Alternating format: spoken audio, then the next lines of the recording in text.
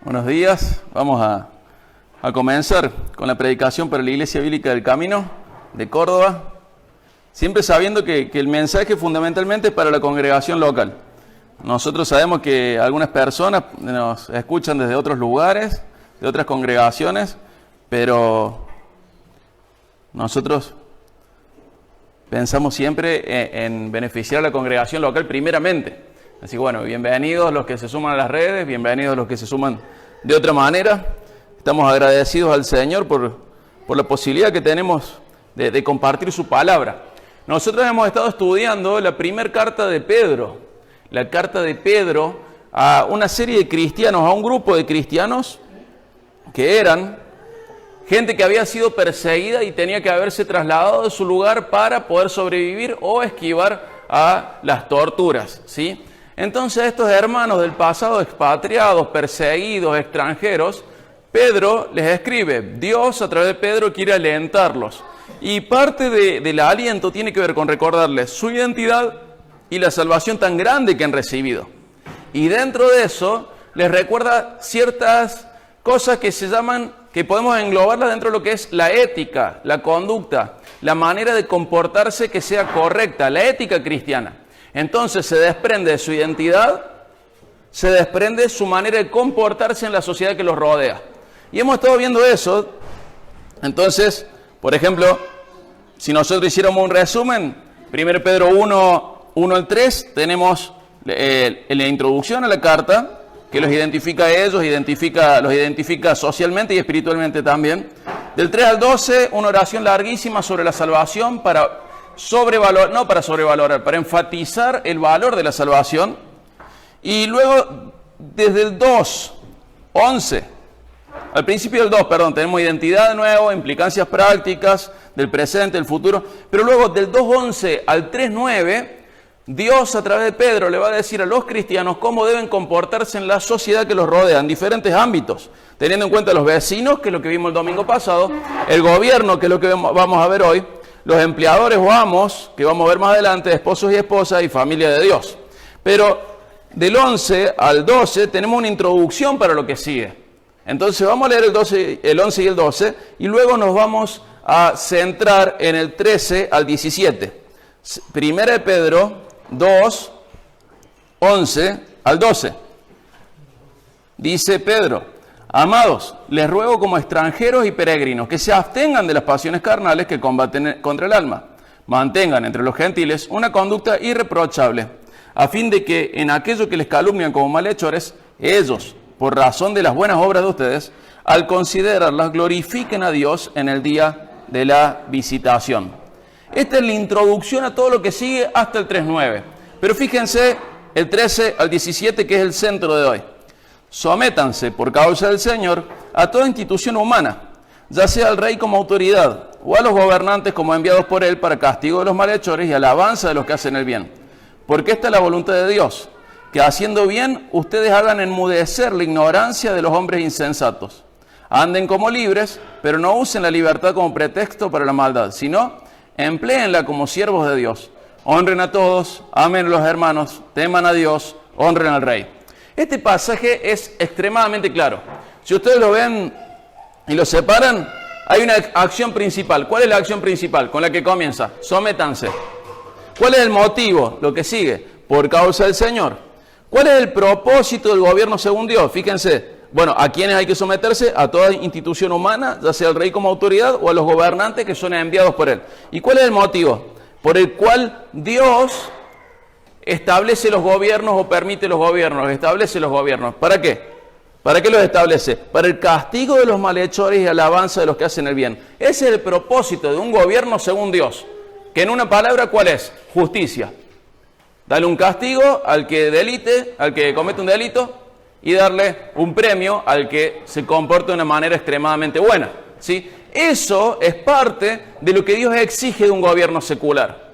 Eso es un gobierno que Dios aprueba. ¿Cómo es un gobierno que Dios aprueba? Un gobierno que es fuerte en justicia. Lo podemos ver a lo largo de Proverbios, lo podemos ver también en Romanos. Dios exige del gobierno secular dos cosas. ¿Cuáles son esas dos cosas? Seguridad y justicia. Si un gobierno ofrece más que seguridad y justicia, puede estar bien, pero si descuido la seguridad y la justicia, ese gobierno no está siendo aprobado por Dios. Dios puso a los gobiernos para que ofrezcan seguridad y justicia. Acá enfatiza la justicia, castigo de los malhechores y alabanza de los que hacen el bien. ¿Y cuál es el propósito de esta obediencia civil? Fíjense el versículo 15. Porque esta es la voluntad de Dios, que haciendo bien, ustedes hagan enmudecer la ignorancia de los hombres insensatos. Ese es el propósito de la obediencia civil. ¿Cuál es?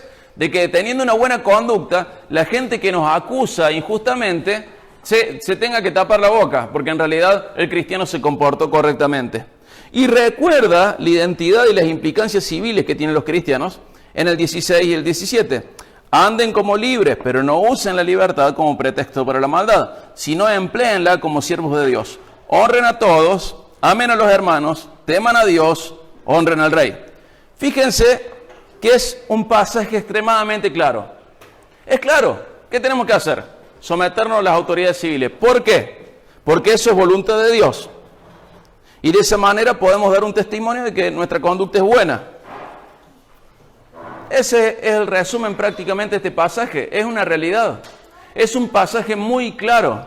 Lo que nosotros podemos hacer es concluir. ¿Cuál es la conclusión de este pasaje? Dios nos manda a subordinarnos, a aceptar el gobierno de autoridades civiles.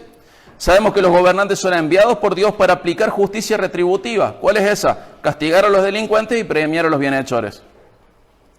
La obediencia civil tiene un propósito, por voluntad de Dios, que nuestra conducta haga callar a los que nos acusan necia e ignorantemente. Es sumamente importante recordar que nos sometemos al gobierno civil de manera transitoria. ¿Por qué? Porque somos siervos de Dios. Nuestro reinado es de otro lado, nuestro reino es de otro lado. Y también es importante honrar. Fíjense cómo termina el 17. Y honrar puede traducirse como estimar, como valorar. A todos los ciudadanos, fíjense, honren a todos. Da una pauta especial, honren a todos, estimen a todos, pero, ¿qué dice? Amen a los hermanos. Y también hay que honrar a los gobernantes, o sea, estimarlos, valorarlos y temer a Dios. Un mal entendimiento de la Biblia hace que algunos crean que Dios favorece la anarquía. De ninguna manera. El gobierno civil es una manifestación de la gracia común de Dios.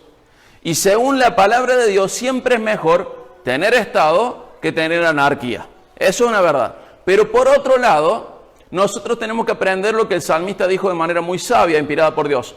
La suma de la palabra es la verdad.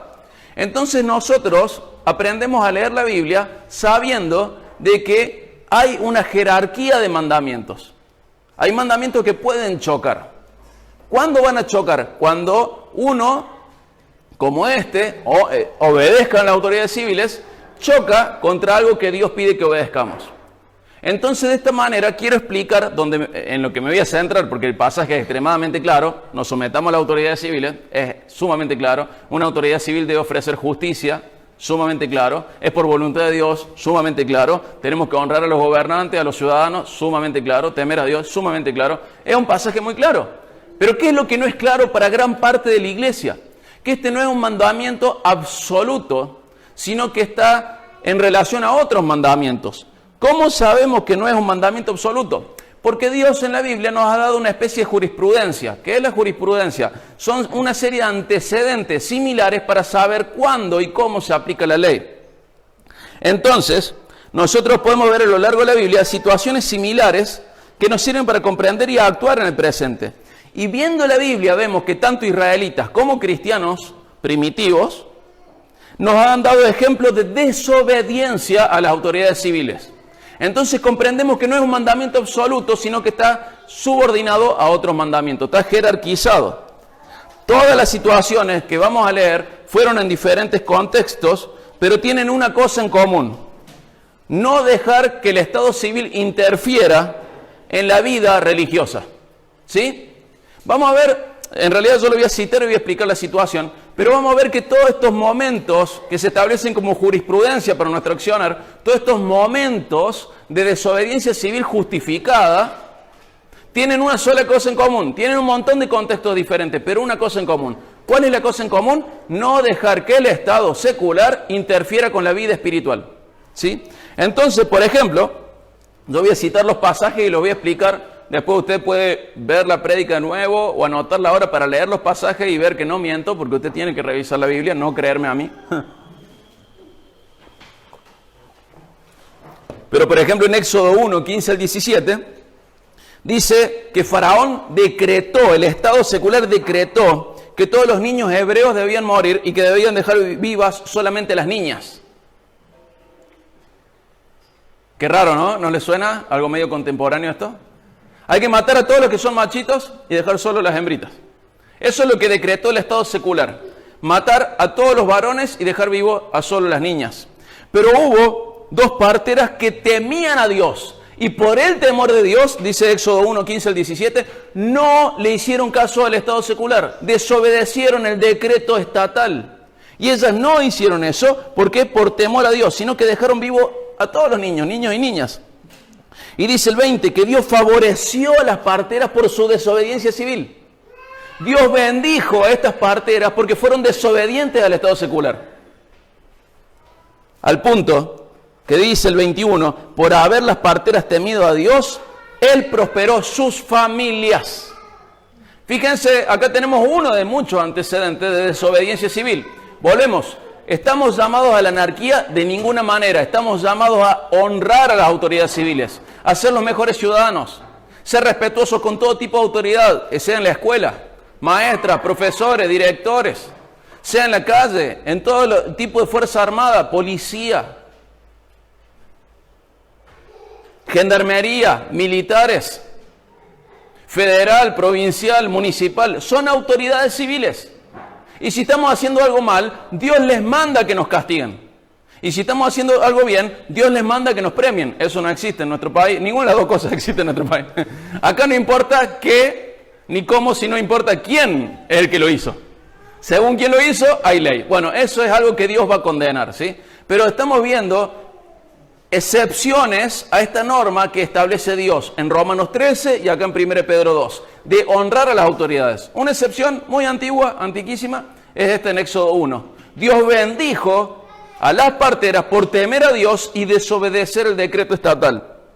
Otro ejemplo, ya lo sabemos, Daniel 1, decretado, tienen que comer esto. ¿Qué dijo Daniel? No voy a comer eso. ¿Por qué? Porque va contra mi vida religiosa. Es comida, por más rica que sea, que ha sido ofrecida a los ídolos y yo no puedo hacer eso. Y dice 1.7, Daniel propuso en su corazón no contaminar a Dios. ¿Y qué hizo Dios al respecto? Bendijo a Daniel por su desobediencia civil. Y vemos de nuevo, Daniel 3, el horno de fuego, se decretó una estatua, había una estatua de 27 metros de alto, 2,70 de ancho, de oro. ¿Cuánto duraría en nuestro barrio esa estatua?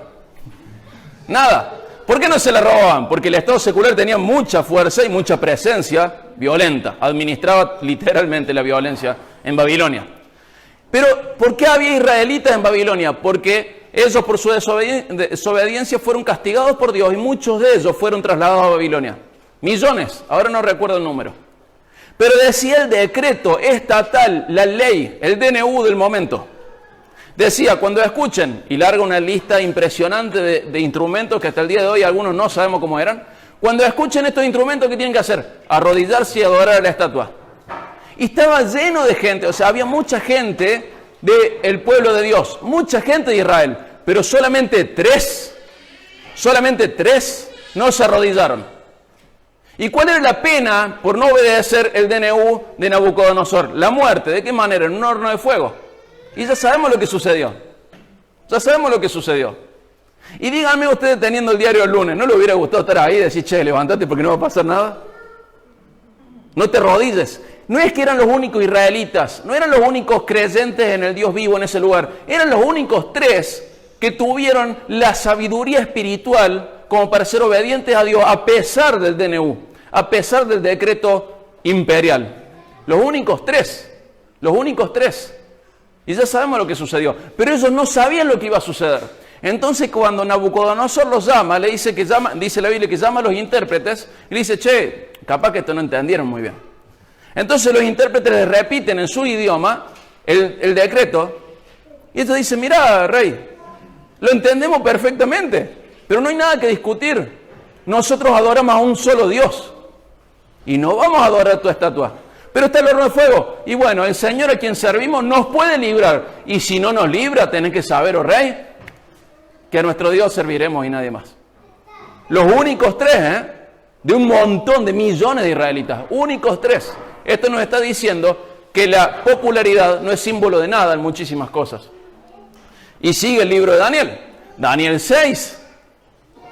Entonces, como querían hacer caer, fíjense que esto ha sucedido tanto con Sadrach, Mesach y Abednego como con Daniel, que quienes compartían funciones gubernamentales con ellos, querían que ellos cayeran, pero eran tan íntegros que no encontraban cómo hacerlos caer, se metieron en su religión, para usar contra ellos su religión. Entonces, fíjense en Daniel 6, ¿qué pasa? Queremos que Daniel sea hallado corrupto. Y no había forma de encontrarle corrupción a Daniel. Se lo querían sacar de encima. Tenían bastante celos de él, envidia. Entonces van los consejeros del rey. Y estamos hablando de la potencia mundial del momento. No estamos hablando acá de Martincito. Estamos hablando de gente muy grande en poderío. Le dice, mira, rey, hemos tenido una idea excelente. Si alguien ora o adora alguien que no seas vos durante los próximos 30 días tiene que ir al foso de los leones. ¿Y el rey qué hizo? Sí, dijo, está bueno, está interesante. Entonces decretó un DNU firmado con un sello y dijo, cualquiera que ora, cualquier persona que no sea yo, sea echada viva al foso de los leones. ¿Y qué pasó? Daniel hizo lo que tenía que hacer con su vida espiritual, vivirla en libertad. Y Daniel abrió las ventanas de su casa y oró 3 veces al día. Y como consecuencia de eso recibió la pena capital, pero no murió. Fue echado al foso de los leones y vio un milagro de Dios en ese lugar. ¿Qué estamos viendo? Antecedentes de desobediencia civil. ¿Y qué tienen en común? De que cuando el Estado secular se mete en la vida religiosa, el cristiano maduro tiene que decir, basta. Somos los mejores ciudadanos, no tenemos deudas, pagamos impuestos, somos obedientes con la policía, somos obedientes con los gobernadores, somos respetuosos con las fuerzas, pero nuestra vida religiosa es nuestra, no es del Estado secular. Entonces podemos ver cómo sigue la Biblia, Esther 4 y 5. Había un decreto que decía que nadie se podía presentar frente al rey sin que el rey lo llamara. Y si una persona se presentaba frente al rey sin que ese rey lo hubiera llamado, había que cortarle la cabeza. ¿Y saben qué hace Esther? Aparece lo mismo frente a su rey, intercediendo por su pueblo. Y es la herramienta que Dios usó para que ese pueblo sobreviva. No respetando la ley secular. No respetando el decreto imperial. No respetando las costumbres y tradiciones de ese imperio. Es decir, bueno, pero en realidad todo esto es del Antiguo Testamento. Hechos 4, Hechos 5. Pedro y Juan predicando. Y armaban un alboroto. ¿Y quiénes venían? Los gobernantes de Jerusalén, los sacerdotes, los saduceos, la guardia del templo. O sea, tenés todos los estratos. Tenés gobernantes de parte de Roma, gobernantes por parte de Jerusalén, los gobernantes del templo. Tenés la fuerza armada del templo, la guardia armada del templo. Le dice, che, no pueden predicar más a Jesús. Sí, lo vamos a predicar. Pero va a ir a la cárcel. Iremos a la cárcel. Y van a la cárcel. ¿Y qué les pasa cuando va a la cárcel esa vez en Hechos 4? Dios los saca a la cárcel milagrosamente, no saben cómo y qué vuelven a hacer. Van al mismo lugar a predicar. Y le dicen, pero no te dijimos no puedes predicar. Y ellos dicen algo muy sabio. Ustedes tienen que saber muy bien esto y juzguen entre nosotros. ¿Es mejor obedecerlos a ustedes que a Dios? Ya fueron a la cárcel, van a ser azotados. ¿Y qué vuelven a hacer? A predicar. Porque el Estado secular no tiene derecho dado por Dios para interferir en la vida religiosa. ¿Esto significa que no van a ir al foso de leones? ¿Esto significa que no van a ir al horno de fuego? ¿Esto significa que no van a ser azotados y encarcelados? No significa eso. Significa que el cristiano maduro no ve como un ideal zafar de estas situaciones, sino que el ideal es ser fiel al Dios vivo, al Rey de Reyes. Y esta vida pasa rápido, pero el reinado de nuestro Rey no pasa nunca. Entonces tenemos que tener muy en cuenta a quién estamos obedeciendo y a quién estamos desobedeciendo. Dice ahí Hechos 5, que en 5:29 dijeron, debemos obedecer a Dios en vez de obedecer a los hombres. Y el 40 dice de nuevo, los azotaron, les ordenaron que no hablaran más en el nombre de Jesús. ¿Y qué dice el Hechos 5:42? Y todos los días en el templo y de casa en casa no cesaban de enseñar y proclamar el Evangelio de Jesús como el Cristo. No era escondido, ¿eh? No es que, imagínense todas estas situaciones, cada una de las situaciones. Las parteras. Imagínense la situación de Daniel 1. Che, que no se note que no comemos los sacrificados de los ídolos. Tíralo. La juguemos en callado, perfil bajo. Daniel 3. Che, no se arrodillen, pero acomódense como para que pare que se arrodillen, no levanten el perfil.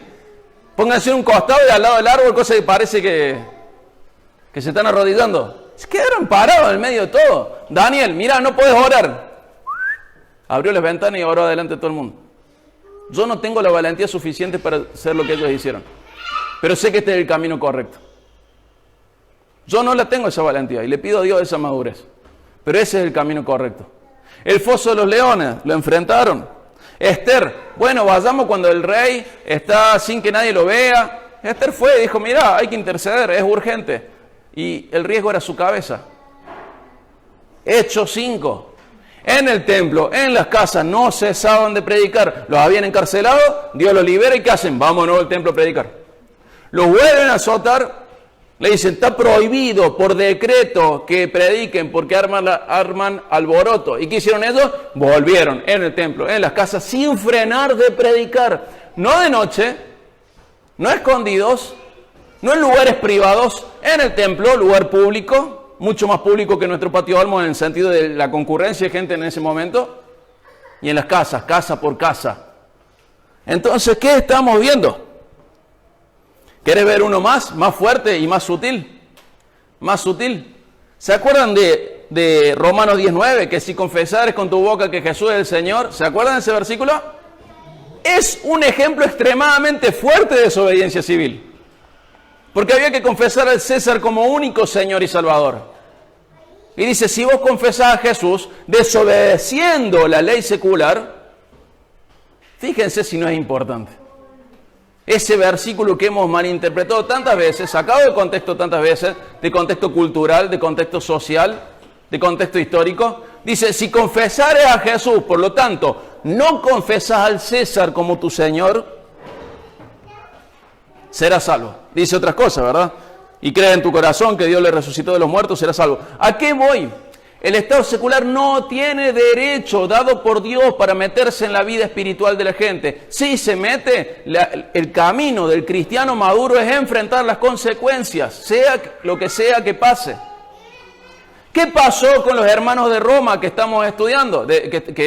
A quienes Pedro les escribe. Son gente que cumplió con lo de Romanos 19.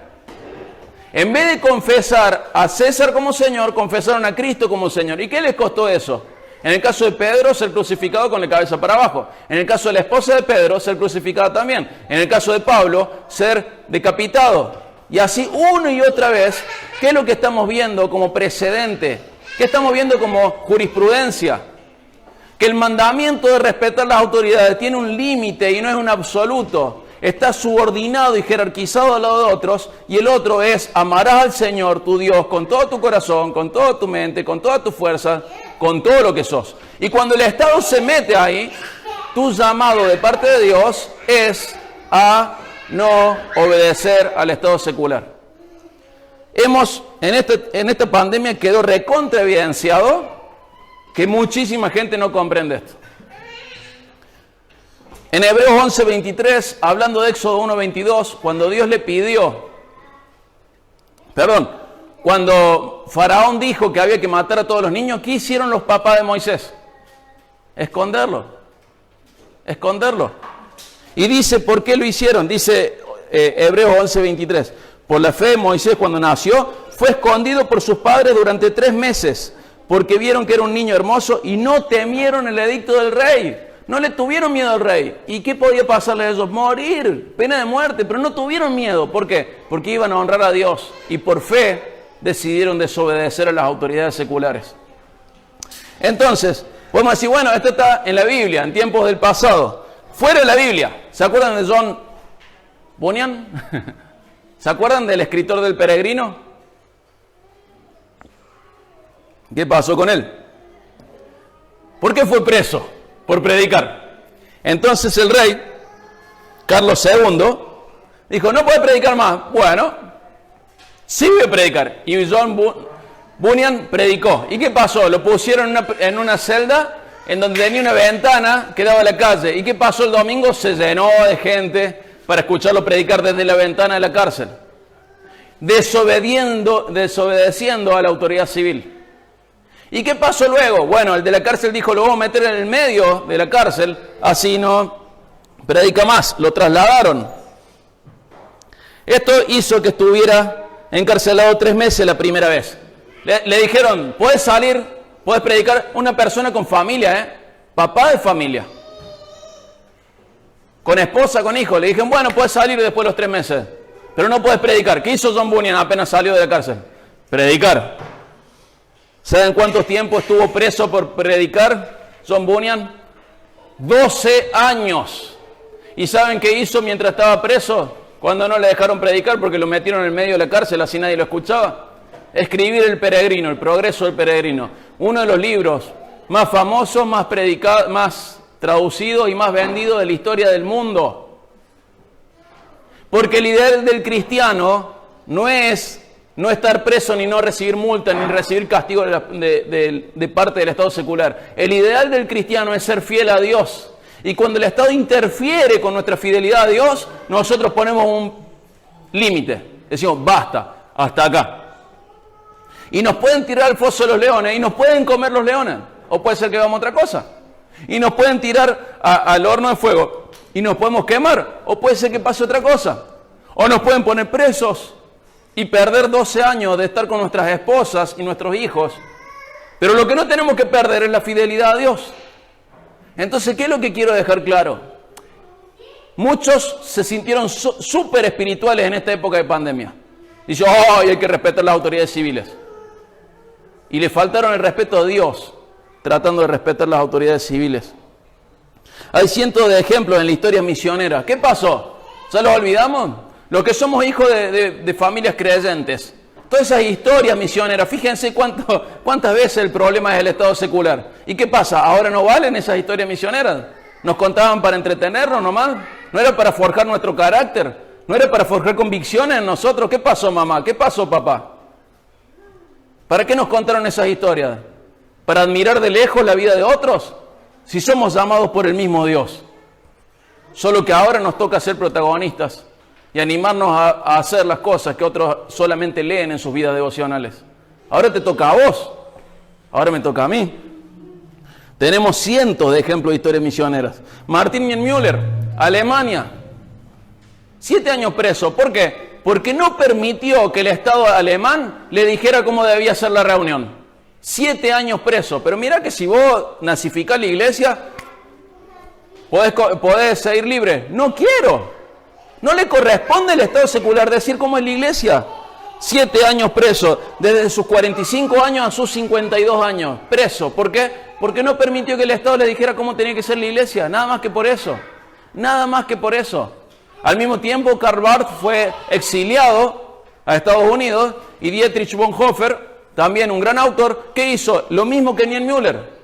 Estar dispuesto a todo con tal de que no nazifiquen la iglesia, de que no estaticen la iglesia, porque lo vemos a Alemania como, los nazis. ¿Saben qué eran los nazis? Nacionalsocialistas. ¿Saben qué es lo que nos gobierna a nosotros? Social nacionalismo. No hace falta ser muy inteligente para darse cuenta de las relaciones, aunque vos vivas acá y defiendas la cosa que hay acá. Es una deformación de allá. No hay que estatizar la iglesia. Entonces esto que a muchos jóvenes hoy les encanta leer a Dietrich Bonhoeffer, no se dan cuenta de que hoy militan a favor de ideas estatales donde Bonhoeffer estuvo dispuesto a dar su vida y la dio a su vida con tal de que no se metiera en la iglesia. Y la dio a su vida incluso tratando de relacionado a un atentado contra Hitler. Y es increíble cómo gente dentro de las iglesias que les encanta leer a Bonhoeffer no se dan cuenta de que el nazismo es un estatismo socialista. Y esta gente dio su vida o tiempo de vida por así, basta. El Estado no tiene por qué tener injerencia en la vida espiritual de la gente. Pero mira que te vamos a llevar preso. Y bueno, yo tengo que ser fiel a Dios. Y ¿saben qué? Muchas veces esto produce, de alguna manera temprana, una diferenciación entre el trigo y la cizaña. Aunque no lo creas, aunque te llenes la cabeza diciendo que sos un creyente, aunque te autopercibas como cristiano, se nota quién es tu Dios. Si es tu propio corazón, si es el estado secular o si es el Dios viviente. Los que somos cristianos tenemos un solo Señor. Y lo confesamos con nuestra boca y lo creemos en nuestro corazón y eso tiene implicancias sociales. Y tenemos que lograr la madurez espiritual, emocional, social para alentarnos. Porque este es el camino marcado por Dios de manera clara, de manera directa y también de manera indirecta. Pero ¿cuál es el factor clave? Acompáñame a Hechos 4, 18 al 20. Perdón por los gritos. Es necesario, ya vamos a traer el micrófono. Hechos 4, 18 al 20.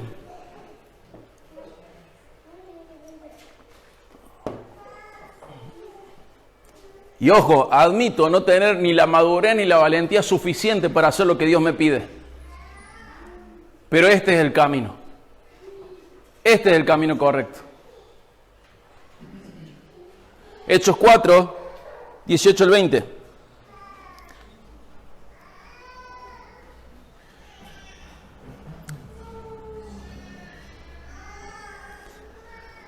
Pedro y Juan, de manera muy clara, frente a los gobernantes de Jerusalén, frente a los saduceos, frente a los gobernantes, frente a los líderes religiosos también, fíjense, frente a los líderes religiosos, frente a los saduceos, frente a la guardia del templo, frente a un montón de instituciones de autoridad, dice Hechos 4, 18 al 20, cuando los llamaron les ordenaron no hablar ni enseñar en el nombre de Jesús, pero Pedro y Juan les contestaron, ustedes mismos juzguen si es justo delante de Dios obedecer a ustedes en vez de obedecer a Dios, porque nosotros no podemos dejar de decir lo que hemos visto y oído. Ahí está la clave, obedecer a ustedes en vez de obedecer a Dios. Cuando hay esta disyuntiva de obedecer al Estado en cualquiera de sus instituciones, en nuestro caso, comunal, municipal, provincial, nacional, policía, gendarmería, ejército, policía federal, cuando tenemos que obedecer a ellos en lugar de a Dios, un cristiano maduro debe saber que su obediencia es a Dios. Y la mayoría de nosotros somos inmaduros, pero la obediencia es a Dios. Y no puedo usar ni Romanos 13, ni 1 de Pedro, porque es el mismo Pedro el que escribió la carta diciendo sométanse a toda autoridad. Él está diciendo, miren, ¿cuándo? Cuando no es en lugar de obedecer a Dios. Es el mismo Pedro, la misma persona nos está dejando muy claramente el límite del estado secular. En este sentido, el máximo ideal del cristiano no es recibir felicitaciones de un gobierno corrupto. El máximo ideal del cristiano es recibir felicitaciones del único gobierno absoluto y perfecto, el de Dios. El de Dios.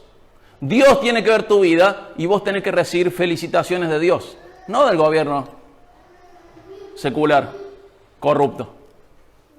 Entonces, la falta de entendimiento bíblico, la conveniencia social, ha permitido que el estatismo sea una verdadera pandemia entre los cristianos.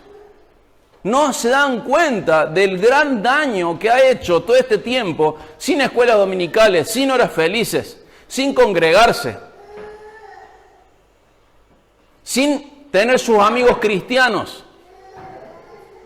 sin poder compartir las cargas, sin repartir las cargas que Dios manda que repartamos entre todos.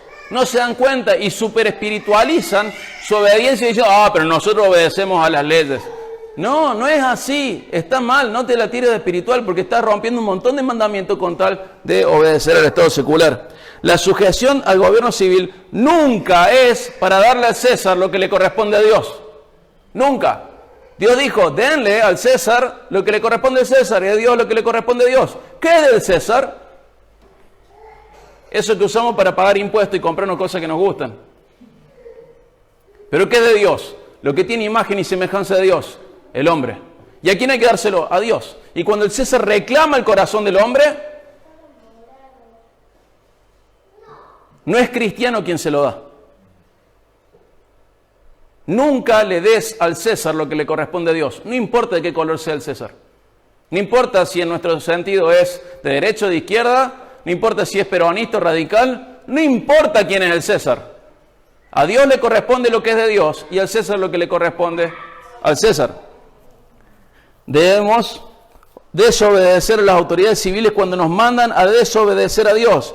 ¿Qué dijo Dios que tenemos que hacer hasta que Jesús vuelva? ¿O qué dijo Dios que tenemos que hacer? Congregarnos, participar de los símbolos, saludarnos respetuosamente con un beso santo, alabar juntos, leer la palabra juntos, explicarla. Dios mandó eso. Gloria a Dios como por persona como nuestro hermano MacArthur hoy, que luego de meses de juntar 7.000 personas cada domingo no tienen ni un muerto, ni un internado, nada grave, sin barbijo. ¿Acaso creemos que la enfermedad no existe? Sí existe, pero estamos dispuestos a enfrentarla con tal de obedecer a Dios, porque frente a Dios voy a estar una eternidad, frente a este gobierno voy a estar solo lo que dura esta vida, y esta vida se va así. Y MacArthur con 81 años hoy es un referente de esto. Y yo sé que lo que estoy diciendo, un montón de lo que escuchen hoy acá o en las redes no les gusta. Y bueno, es lo que dice la Biblia, pélense con Dios. La Biblia nos manda esto. Si no les gusta, peleen con Dios. Pero como iglesia tenemos que reconocer que este es el camino. Pero dicen, no, pero no puede ser, porque la OMS ha dicho, el gobierno nuestro sigue las declaraciones de la OMS, y la OMS ha dicho que es peligroso congregarse. ¿Sabe qué más dijo la OMS en marzo de este año? Que el cristianismo es peligroso para las libertades individuales. ¿Vos le vas a hacer caso a esa institución? ¿De verdad? Mi casa y yo serviremos al Señor. Y si tenemos que estar separados porque uno de nosotros está preso o muerto, el Señor resolverá los problemas que yo no puedo resolver. Pero mi problema a resolver es mi obediencia a mi rey dentro de su reino. Yo no vivo en una democracia, vivo en una monarquía. Mi monarca es el Dios viviente. Y cuando alguien me lleva a obedecerle a él en vez de a Dios, digo, basta, o por lo menos eso debería decir. Y algunos dicen, no, bueno, pero no es un ataque específico al cristianismo, entonces como no es específico, encuadra entre otras muchas cosas. No importa si el ataque es directo o indirecto, lo que importa es si es un ataque. ¿Vos te crees que el diablo no está dispuesto a sacrificar el fútbol con tal de voltear a la iglesia o intentar voltearla? No seamos sonsos, gente, estamos en guerra. Es Satanás de quien estamos hablando. No es un señorcito vestido rojo con cuernita, cola, tridente, olor a azufre. Es el padre de mentira, el que ama matar, robar y destruir. Él está en guerra contra nosotros. Y él tiene mucha potestad sobre los gobiernos de la tierra. Por eso se los prometió Jesús en la tentación del desierto. Él tiene mucha potestad. Y está en guerra. ¿Vos te crees que no está dispuesto a sacrificar el fútbol con tal de voltear a la iglesia? ¿Que no está dispuesto a sacrificar los recitales con tal de dañar a la iglesia? ¿Saben el daño que han recibido tantos niños por estar separados de sus amigos? ¿Saben el daño que han recibido tantos adultos mayores por estar separados de su familia? Y la iglesia diciendo, tenemos que obedecer. O desobedecer y enfermate. Pero que sea en obediencia a Dios. Y Dios quizás te saque del foso de los leones. Y Dios quizás te perdone la vida como Esther. Y Dios quizás haga que se enfermen todo lo que tenga a tu alrededor y vos no. O sea leve, como pasó, haciendo una analogía de lo que pasó con el horno de fuego. ¿No sabes? Y te puede ir mal también. Pero solo por esta vida. Solo por esta vida. Pone la mira en las cosas que no se ven. Porque las que se ven son pasajeras, nos enseña Dios a través de Pablo. Pero las que no se ven son eternas. ¿Tenés miedo? Es entendible. ¿Tenemos riesgo de enfermarnos? Sí. Agradecemos a Dios que nos ha cuidado de las autoridades civiles hasta ahora, nos ha cuidado de la enfermedad. Agradecemos a Dios eso. Pero sabemos que Dios puede decir, bueno, se acabó. Y bueno, no he tenido problemas con la ley de ningún tipo, más que alguna vez alguna multa de la caminera. Y si voy preso, que sea por el Señor. Y que mi honestidad quede en evidencia que la única mancha que tengo frente a la ley es haberme congregado con mis hermanos. ¿Podemos tener perfil bajo? Sí, podemos tener perfil bajo. Pero gente, al César lo que es del César, a Dios lo que es de Dios. Y la vida espiritual es de Dios. Y Dios dice, congregate, lee la palabra, orá. Sos adulto mayor, sos persona de riesgo, cuídate como puedas porque tenés que cuidarte. Pero no dejes que el mundo sin Dios le dé forma a tu vida con Dios. Cuídate, usá barbijo, lavate las manos, haz todo lo que consideres correcto. Según tu conciencia tenés libertad, pero este es el camino. Y según tu madurez vas a ir comprendiendo, no, y según tu inmadurez te vas a pelear con la Biblia y vas a tratar de relativizarla, vas a tratar de dibujarla para que vos sigas teniendo la razón en tu mundo de necedad. Pero a medida que vamos madurando, yo tengo que reconocer, hey, he sido un cobarde. He sido un cobarde y lo soy. Pero el camino bíblico es este. No darle autoridad al César donde la autoridad es de Dios. Y no importa si todo el mundo se arrodilla. Gloria a Dios por esos 3 que no se arrodillan. Ojalá Dios nos ayude a estar dentro de ese grupo. No importa la popularidad en esto. Importa la fidelidad a Dios. Eso es todo. Eso es todo. Pero podés morir. Sí, ya lo sabemos. En mi caso soy profesional de salud. Lo entiendo muy bien. Y también puede ser que el Señor nos guarde.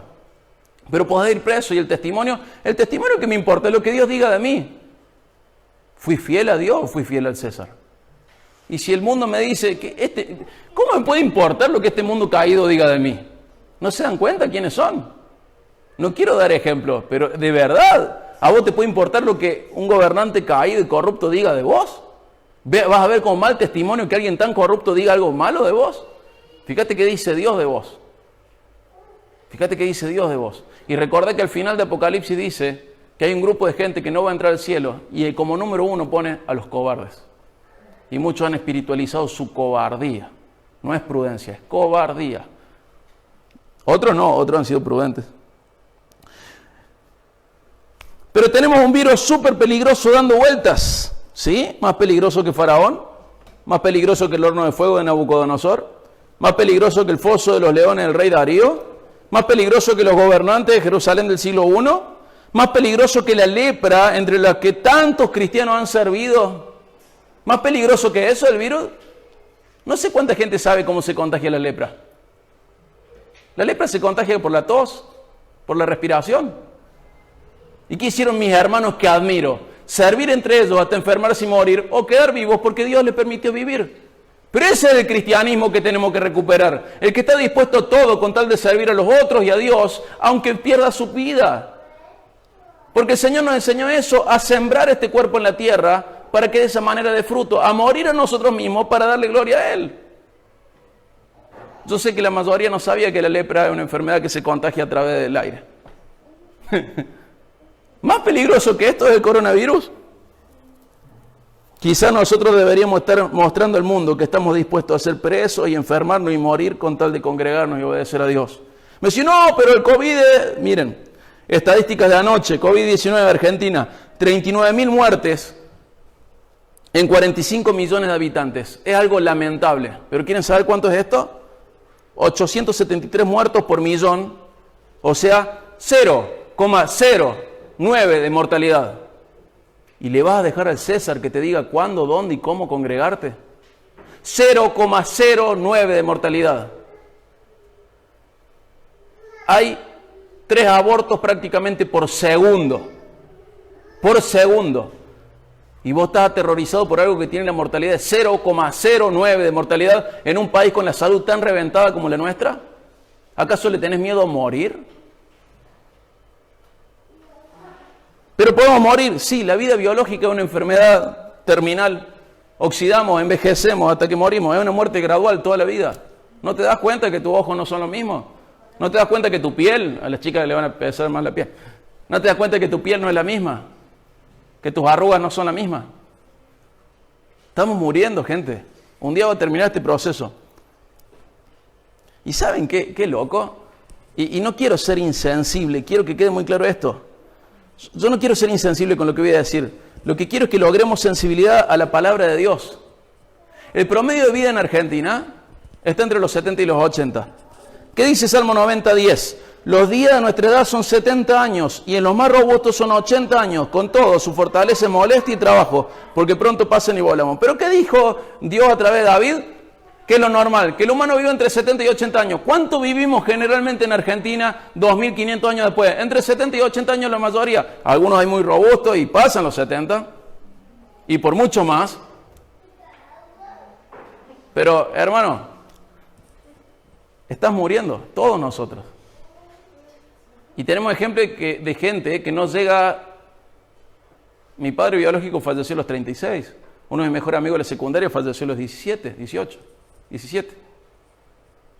Hemos visto bebés fallecer. Entonces, la pregunta no es si vas a morir. Si no hay guerra y no hay grandes enfermedades, la mayoría de las personas mueren entre 70 y 80. ¿Dónde pega el coronavirus? En el límite que Dios le puso. En esa franja de edad. Es como que Dios dijo, miren, el límite del hombre es entre 70 y 80. Y el virus dijo, ok, está bajo la responsabilidad de Dios. Dale lugar a Dios en esas cosas que no puedes controlar. Pero quiero vivir hasta los 100 años. Y sí, está bien, te entiendo, pero no vas a vivir hasta los 100 años. Pero estoy re bien y re fuerte. Sí, pero ¿sabes qué? Lo que vemos, la gente está re bien y re fuerte, de golpe, ¡tac!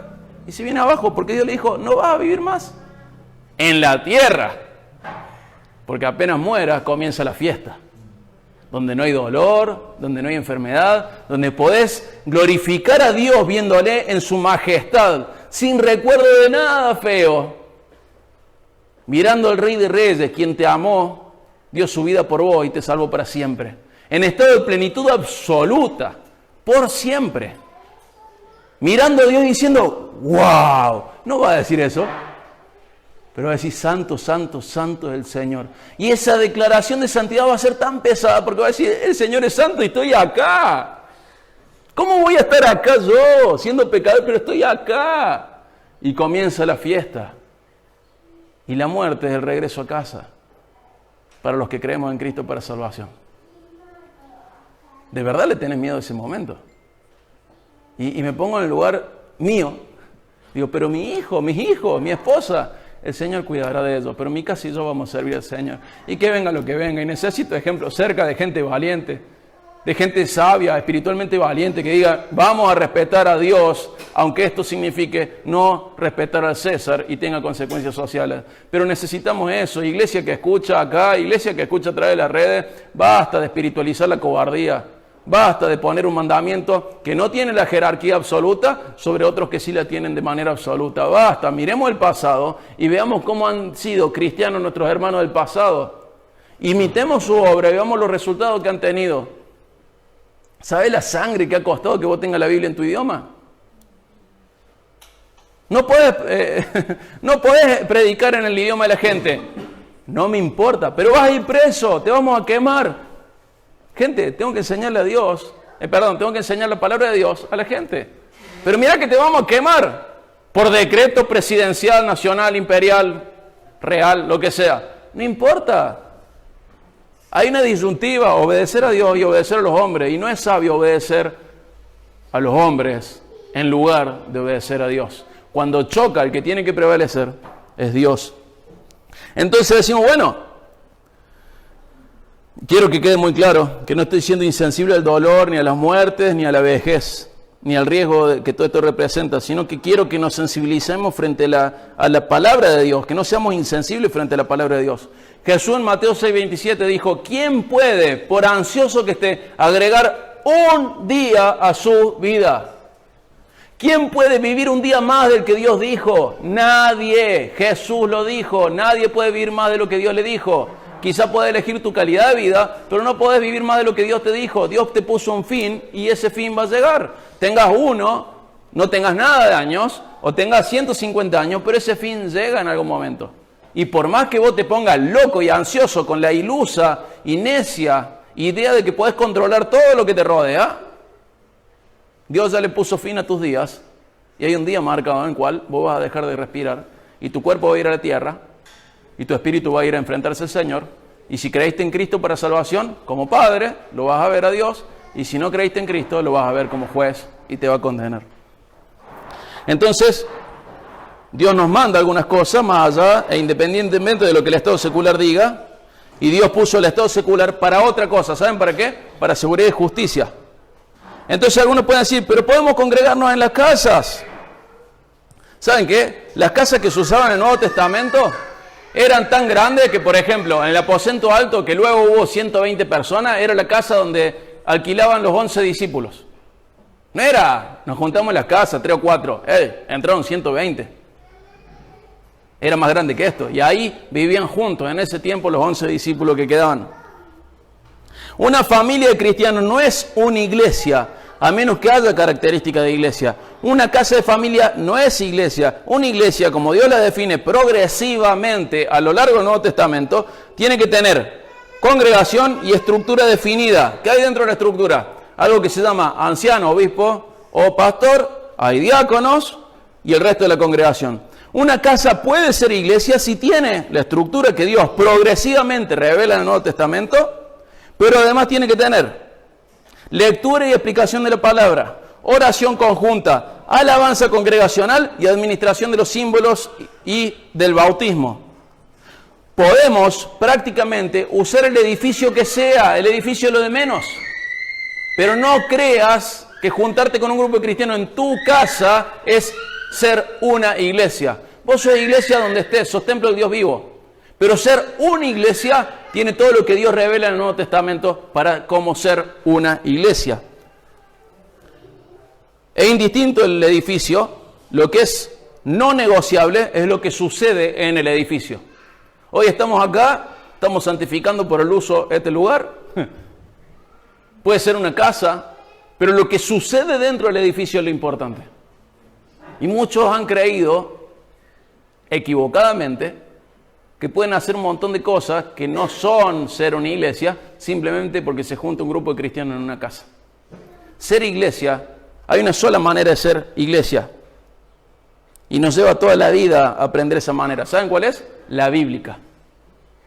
Y no me puedo agarrar de un pasaje de hecho para definir la iglesia. Tengo que leer todo lo que después dice para definir la iglesia. El mundo sin Dios no debe trazar la agenda del pueblo de Dios. Cada cristiano es libre de decidir, cada persona es libre. Yo simplemente estoy aportando datos bíblicos, datos científicos, razonamientos al planteo que cada uno de manera interna, dejo claro eso, de manera interna debe resolver, teniendo en cuenta lo que el Espíritu Santo ya reveló en su palabra, más que lo que el Espíritu mismo de la persona dice, porque es muy normal que la gente confunde el Espíritu Santo con su propio espíritu. Nos cuidamos, pero buscamos la manera de obedecer a Dios y asumimos riesgos. El punto clave es si dejamos de congregarnos porque la OMS y el Estado nos lo dijeron, y luego espiritualizamos eso, cubriendo de prudencia a nuestra cobardía y comodidad, o si realmente lo hicimos porque encontramos el aval de Dios para dejar de hacerlo. ¿Por qué dejamos de hacerlo? ¿Porque la OMS y el Estado dijeron? ¿O porque vos encontraste en la Biblia la justificación para no hacerlo? Entonces, concluyendo, ¿cómo es un ciudadano cristiano? El cristiano debe respetar el gobierno civil. Debe honrarle, 1 Pedro 2:17, debe obedecerle, Romanos 13:1. El cristiano debe ser un ciudadano ejemplar, ya lo vimos, 1 Pedro 2:12, sin deudas, Romanos 13:8, que paga los impuestos, Mateo 22:17 al 22, ora por los gobernantes y desea vivir en paz en la tierra, 1 Timoteo 2:1 y 2. Estas actitudes nunca deben contradecir la ley de Dios, ya que Él es supremo gobernante del cristiano, Hechos 5:29, lo que vimos recién. En el Salmo 146, 3 al 5 dice que el cristiano no debe depositar su fe en los gobernantes, sino solo en Dios. Y cuando el Estado choca contra el cristianismo, sea porque le hace desobedecer a Dios, o, escuchen muy bien esto, lo voy a repetir, cuando el Estado choca contra el cristianismo, por una de dos cosas, sea o porque le hace desobedecer a Dios, o porque le lleva a ser objeto de su fe. Muchos prácticamente ya tienen que decir, el Estado es mi pastor, nada me faltará, y el Estado es su Dios. Eso es antibíblico, anticristiano, antidios. Entonces, cuando el Estado choca contra el cristianismo, sea porque le hace desobedecer a Dios o le lleva a ser objeto de su fe, el cristiano debe recordar cuál es su verdadera patria y obedecer las leyes de esta patria. La ley de Dios está en una jerarquía superior a la ley del mundo, y un mundo sin Dios no debe ser aceptado como el moderador de la agenda del pueblo de Dios. Entonces, en base a esto, ¿qué tenemos que orar? Que Él nos ayude a ser mansos, que nos ayude a ser astutos también, que nos ayude a ser sabios y nos ayude a ser fieles. Acompáñame para cerrar a Filipenses 3.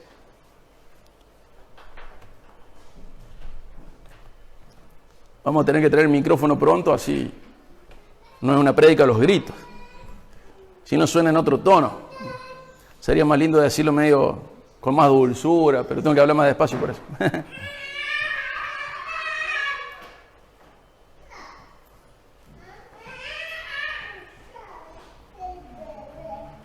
Vamos a Filipenses 3, lo leímos el domingo pasado, 19 al 20.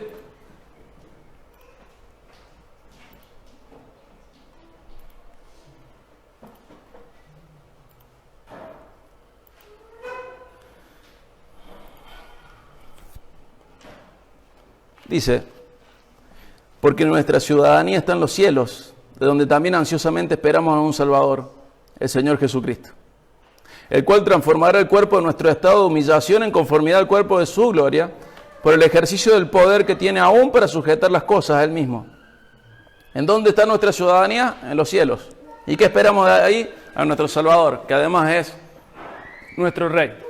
Y este cuerpo que puede ir preso, que puede enfermar y que puede morir, va a ser sembrado en la tierra en corrupción.